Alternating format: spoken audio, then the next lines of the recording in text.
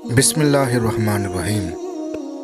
عورت سحری میں سب سے پہلے جاگتی ہے اور سب گھر والوں کے لیے سحری تیار کرتی ہے، لیکن سب سے آخر میں کھاتی ہے۔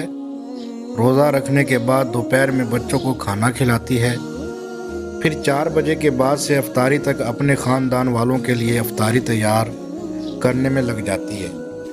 چاول، پالک، گوشت، چٹنی وغیرہ وغیرہ تیار کرتی ہے، اور ساتھ میں یہ ڈر بھی رہتا ہے کہ پتہ نہیں کیسے پکایا ہوگا۔ ساس اور سسر کے لیے الگ چیز پکاتی ہے، اور ساتھ ساتھ میں افطاری سے پہلے شوہر کے غصے کو صبر سے جھیلنا بھی پڑتا ہے۔ اذان سے پہلے دسترخوان لگانا تعریف تو دور کی بات، 2 روٹیاں کھانے کے بعد ایک ٹھنڈا گلاس لسی مانگنا اور پھر اپنی بیوی کو کہنا کہ اس میں نمک کم ہے اور خاص ٹھنڈا نہیں ہے، اور افطاری پوری کی پوری کر لیتے ہیں، لیکن تعریف نہیں ہوتی۔ اس کے بعد چپکے سے کسی کمرے میں افطاری کر لیتی ہے۔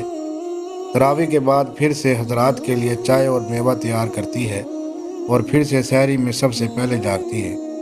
اگر خدا نخواستہ نہ جاگی 2 بجے یا سحری لیٹ ہوئی تو سب خاندان کا نزلہ بیچاری اس عورت پر گرتا ہے۔ آپ سے درخواست ہے، گھر کی ساری عورتیں، خواہ وہ ماں ہو، بیوی ہو، بیٹی ہو، بہن ہو یا کوئی اور رشتہ ہو، ان کا لازمی خیال رکھنا چاہیے۔ یہ ہماری ذمہ داری ہے۔ سارے مرد حضرات سے گزارش ہے کہ وہ اپنے گھر کے عورتوں کا خاص خیال رکھا کریں۔ شکریہ۔